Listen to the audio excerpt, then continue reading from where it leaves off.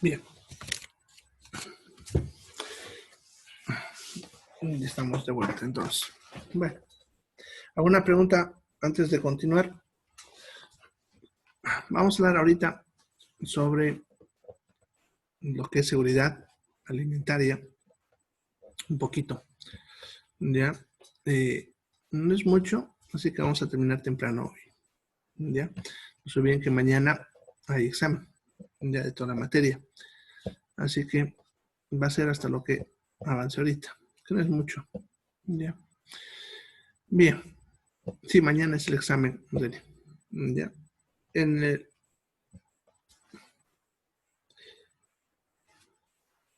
Bien, su examen mañana va a ser en misma hora de clases, ya, a las 9:10 que empezamos, ¿no? Ya es el mismo horario, ya. Como siempre va a durar 60 minutos, ya.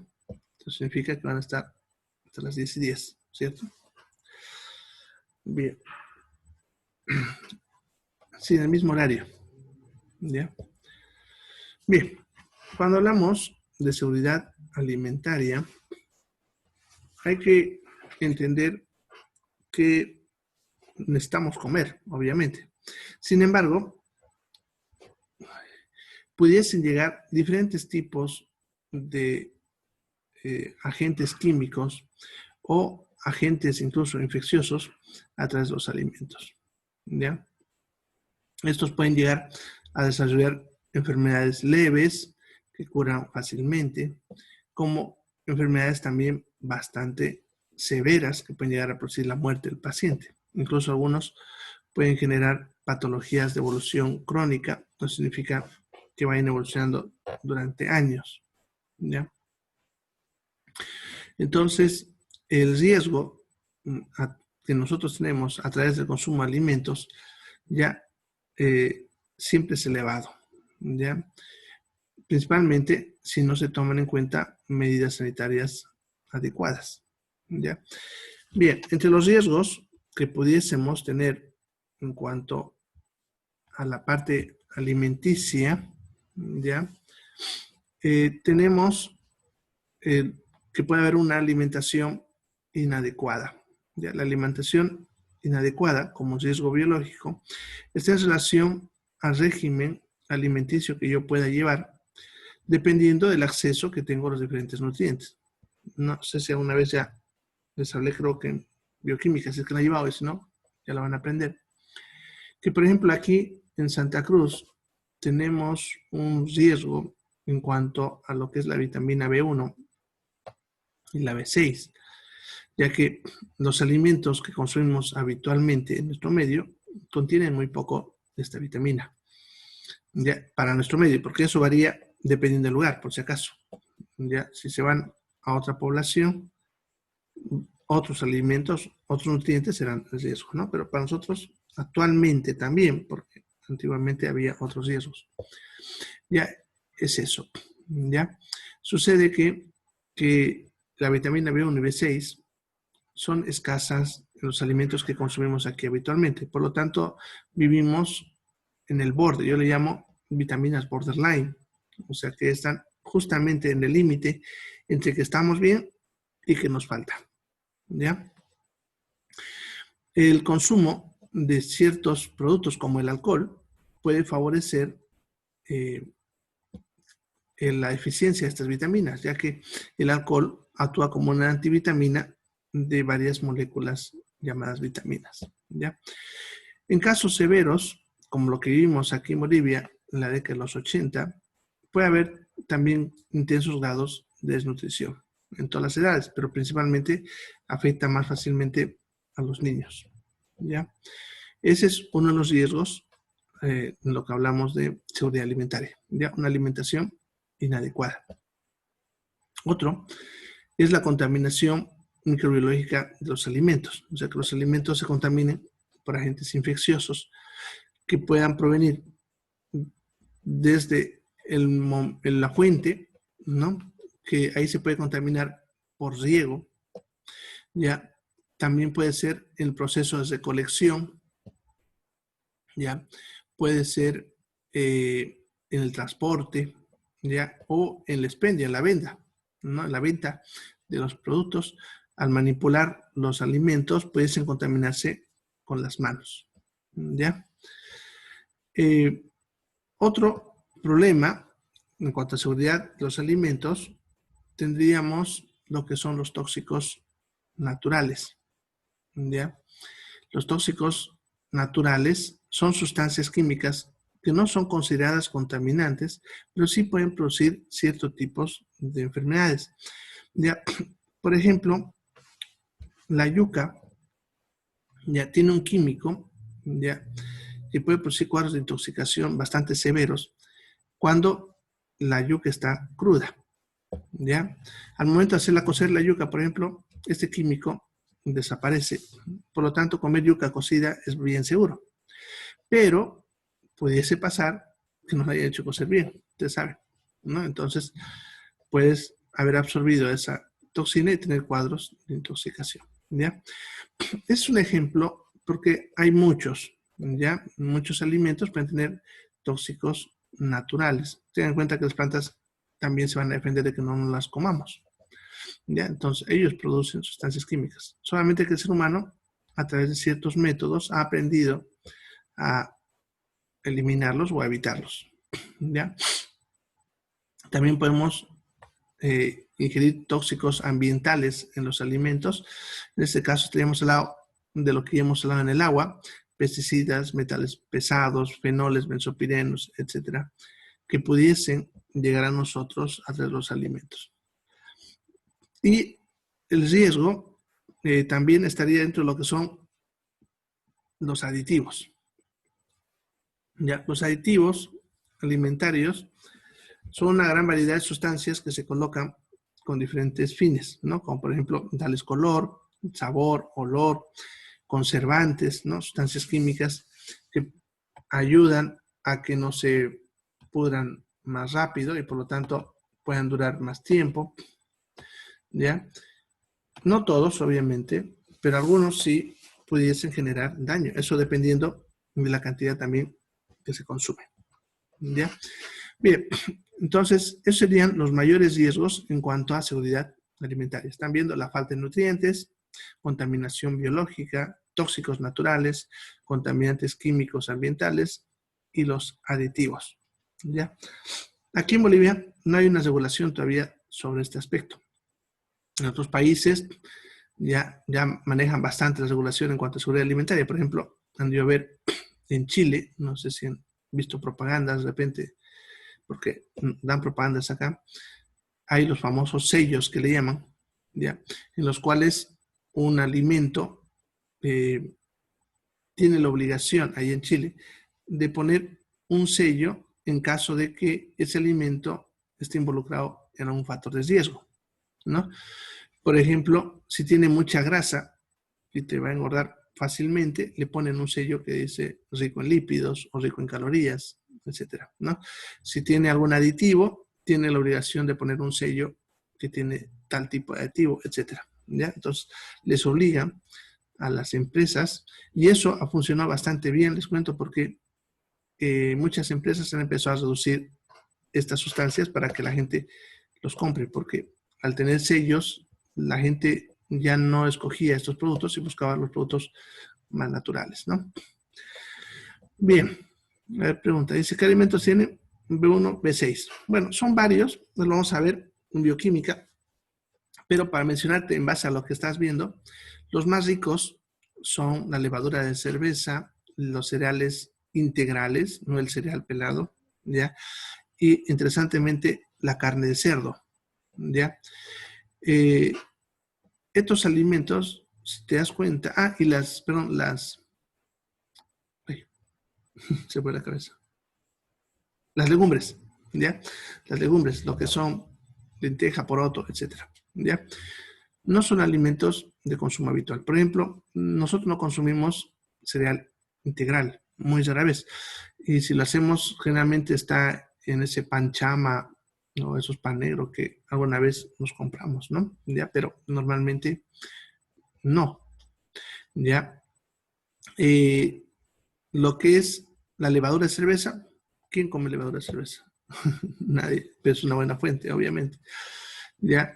La carne de cerdo también es rica en estas vitaminas. Si bien ya consumimos más, pero aún así el consumo de carne de cerdo es baja. La carne de vaca y carne de pollo, si bien tienen B1 y B6, son pobres en esta vitamina. Ya pues les decía, en nuestro medio, el estilo de alimento que nosotros tenemos nos mantiene niveles de B1 y B6 al límite. O sea, nos ingresa. Pero estamos en momentos que nos falta y en momentos que estamos bien. Bien, pero eso lo van a ver en bioquímica, si es que no lo han visto. Entonces ahí lo vamos a ver y ahí les voy a dar incluso los síntomas, etcétera. Bien, una que consume levadura de cerveza. Perfecto, ya no vas a tener deficiencia de esas vitaminas, ¿no? Pero no es algo de consumo habitual. Y por si acaso, para los que no lo hacen, es una fuente de varios nutrientes, no solamente la B1 y la B6, sino otros nutrientes más. Pero por si acaso nos referimos a la levadura activa de cerveza, no a la cerveza, porque la cerveza ya está muerta, la levadura, por si acaso. Porque algunos después me dicen que yo les recomendé tomar cerveza. Bien. Entonces, como les decía, la contaminación del alimento puede ser en la fuente o en el proceso de transporte o en la misma casa. Entre los agentes biológicos que contaminan más frecuente los alimentos, ya, principalmente tenemos bacterias. Y son una larga lista. ¿Ya? Le voy a mencionar los más importantes. ¿Ya? Por ejemplo, tenemos las brucelas, que son enfermedades, pero son bacterias que producen ciertas enfermedades en ser humano, que se transmiten, por ejemplo, a través de las carnes. ¿Ya? El Campylobacter, que se transmite a través de carne de pollo, pero no, por si acaso, cuando yo les menciono aquí la carne, pueden comerla de forma segura, ya que la bacteria muere al cocerlo. No es el alimento, sino que llega a nosotros en ese alimento, pero se mueve por las manos. La persona que prepara ese pollo, por ejemplo, al agarrar el pollo, se contamina sus manos.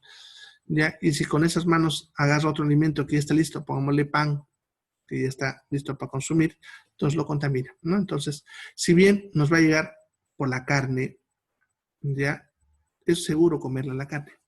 Ya el problema es la mano, ya, pero llega por esa vía, ya.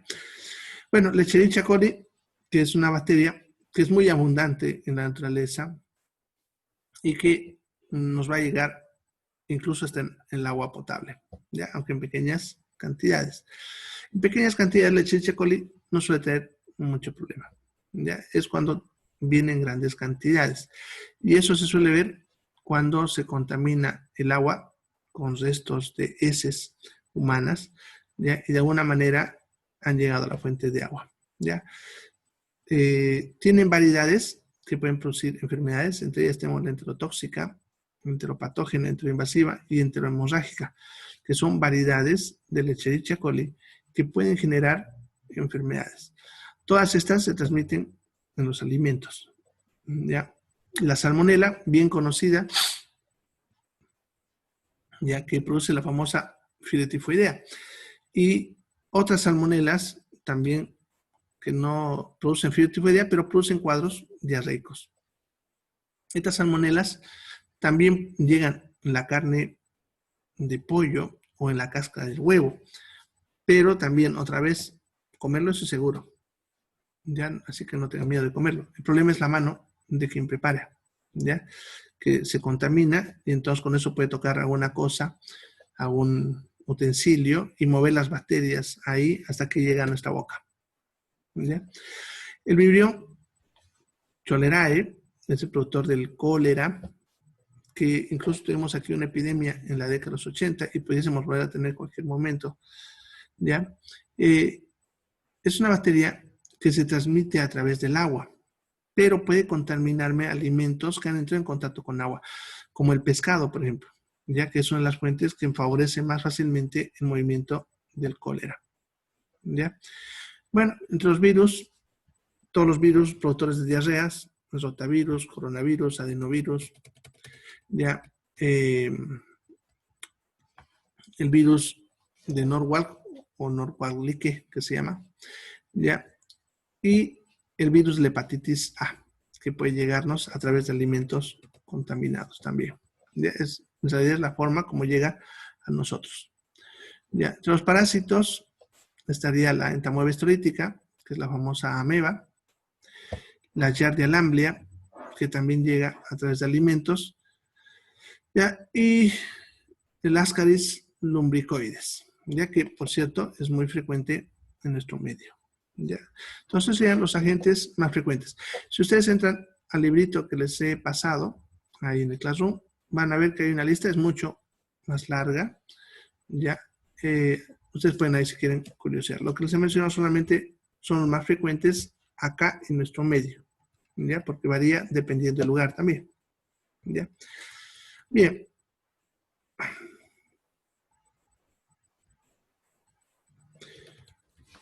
Cuando hablamos de riesgo químico de los alimentos, ¿ya? Hay que entender dos términos, ¿ya? Uno, que es IDA, lo voy a poner en la pizarra.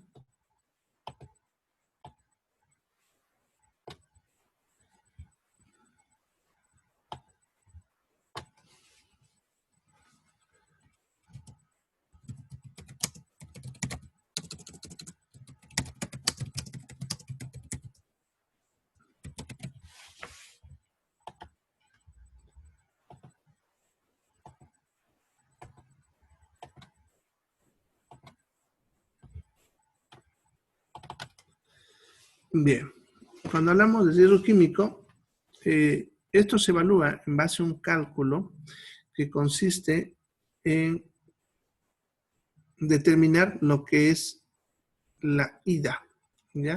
Aquí lo voy a poner, que es IDA,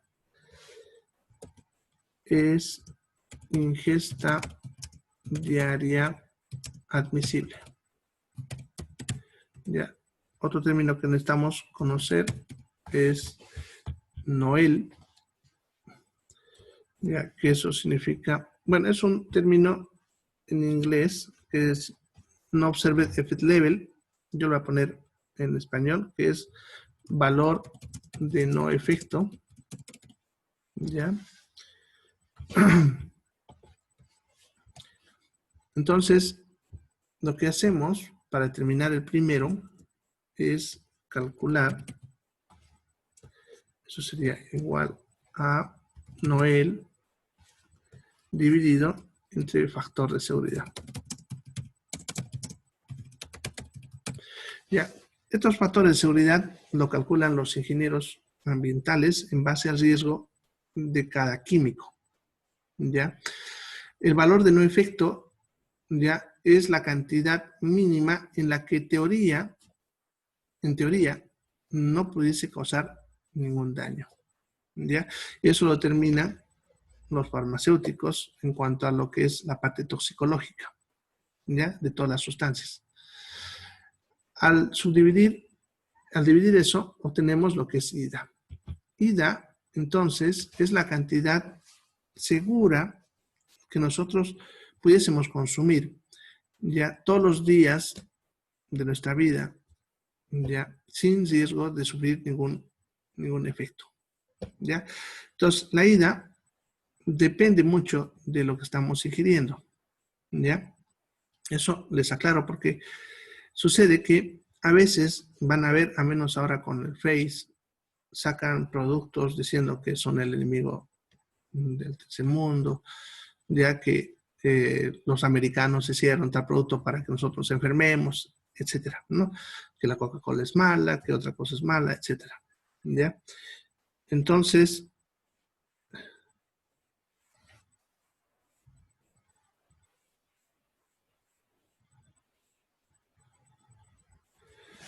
se me cortó el audio.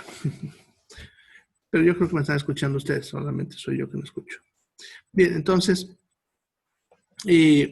sucede que independientemente de la sustancia que nosotros ingiramos como alimento, es importante conocer cuánto es el IDA. ¿Ya? Van a ver que ustedes, si alguna vez van a comprar algún alimento envasado, como galletas, por ejemplo, busquen entre su fórmula, van a ver que dice IDA, ¿ya? Y te dice cuánto es recomendable consumir de eso, ¿ya? Entonces, por ejemplo, te va a decir, en caso de una galleta, IDA, por decirle, 300 gramos, ¿ya? Entonces significa que no te comas más de 300 gramos de esa galleta al día, ¿ya? Más de eso te pudiese producir algún problema, ¿ya?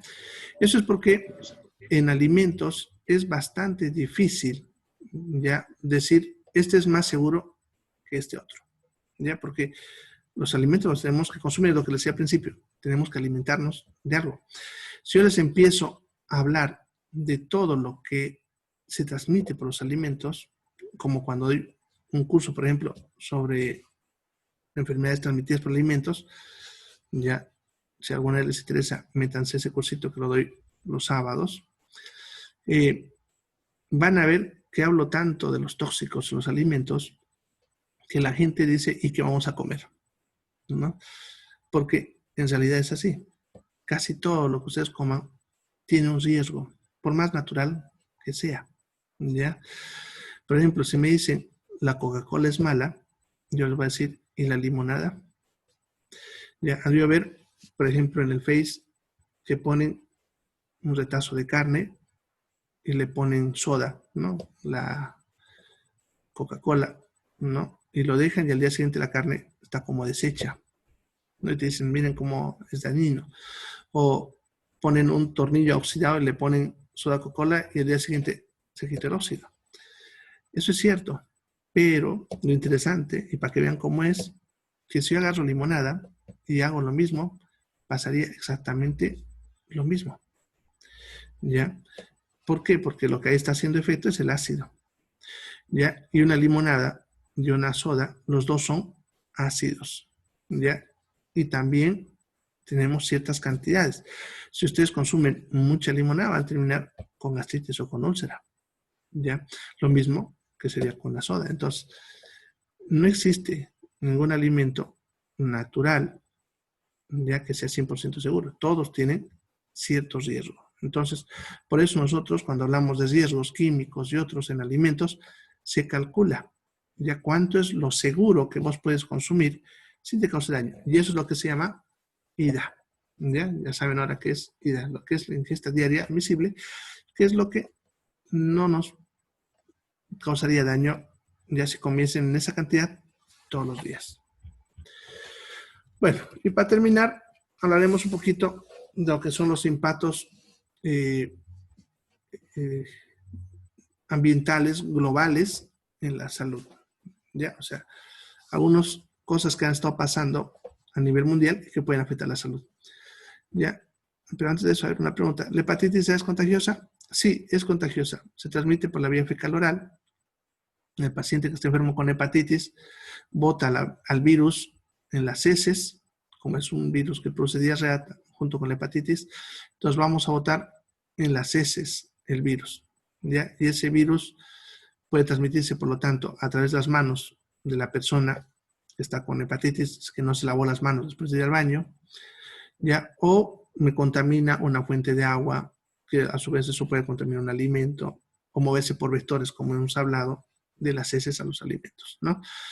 La cosa es que va a entrar también por la boca, ¿ya? Así que, ¿es contagiosa? Sí. ¿Ya? Bien, entonces, les voy a mencionar el proceso y el efecto, ¿ya? El primer proceso que había escuchado hablar en los últimos tiempos es sobre los aumentos de temperatura. Sin embargo, tenemos los dos extremos. Hay momentos de aumentos de temperatura llamadas olas de calor, pero también al mismo tiempo tenemos caídas de temperatura, ¿ya? Algo que es interesante es que si en el planeta algo se calienta en un lado, algo se tiene que enfriar en otro lado, ¿ya? Entonces, estos cambios ambientales de temperatura a nivel global han generado aumento de enfermedades relacionadas con el calor y el frío. En las temporadas de calor se incrementan enfermedades como las diarreas y los hongos, y las transmitidas por vectores como insectos, como mosquitos. En las temporadas de frío se incrementan las enfermedades virales que se transmiten por vía aérea, como los virus de la gripe, los influenza, el coronavirus también, ¿ya? Entonces, se ha visto los cambios de temperatura pueden generar incrementos en los dos extremos de las enfermedades relacionadas a la temperatura. Ya, y cuando tenemos otro proceso que puede afectar, ya es lo que son los fenómenos climáticos extremos. A nivel mundial, le llamamos fenómenos climáticos extremos a tormentas exageradas, más de lo que es lo habitual, por si acaso, huracanes, inundaciones, sequías, ¿ya? En los últimos 10 años se ha visto incremento de estos fenómenos climáticos. Aquí mismo en Santa Cruz hemos sufrido 3 inundaciones y 6 sequías en los últimos 10 años. Han ido a ver de repente la televisión. Por suerte este año no se ha visto, pero hasta el año pasado hemos tenido aquí en Bolivia eso. ¿Ya? Cuando aparecen estos cambios climáticos no frecuentes, ya va a haber incremento de muertes, ya, de lesiones de las personas, trastornos psicológicos y obviamente pérdida de recursos económicos que pudiesen haberse usado en la salud, ¿ya? Se ha visto que el aire a nivel mundial tiene un incremento en contaminación biológica en cuanto a las esporas y toxinas de hongos que habíamos hablado anteriormente, lo cual me aumentaría más casos de asma y procesos alérgicos o complicaciones en pacientes con enfermedades respiratorias de base, ¿ya? En cuanto al aumento de la radiación solar, porque no es solamente el aumento de la temperatura, sino la misma radiación, porque el sol no solamente emite luz solar, sino radiación de diferentes tipos, ¿ya?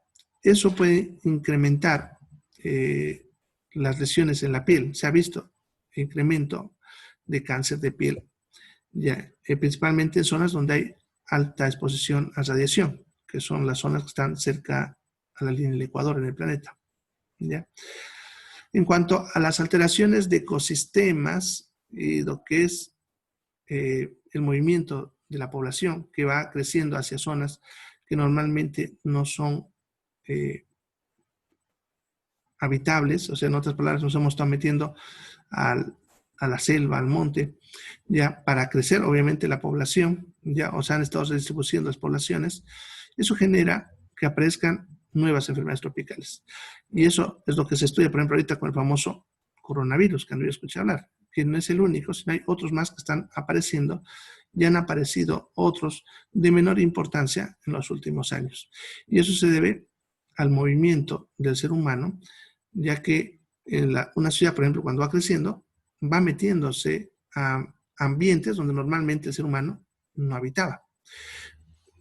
No sé si ustedes viven por acá, de repente los que viven por el norte o los que viven hacia el Urubó, esas zonas, van a ver que conforme ha ido creciendo la ciudad, ha ido desplazando ciertas especies de animales y las están viendo, han estado viendo pumas y otros animalitos cruzando por las carreteras que normalmente no se veía.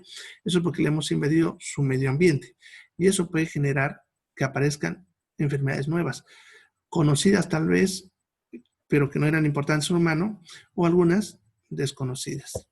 ¿Ya? Bien, entonces, eso sería en cuanto a los problemas globales y que pueden afectar a la salud. Bueno, ¿alguna pregunta antes de terminar? Ahí vamos a quedar. ¿Preguntas?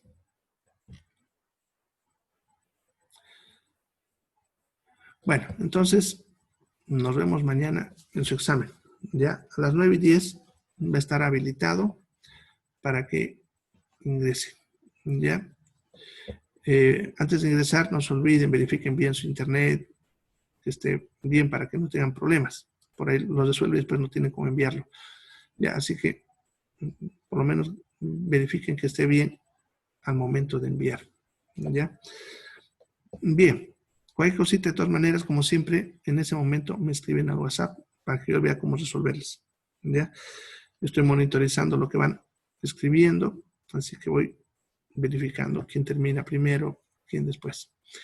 Ya, bueno, nos vemos, entonces se cuidan. Chao, chicos.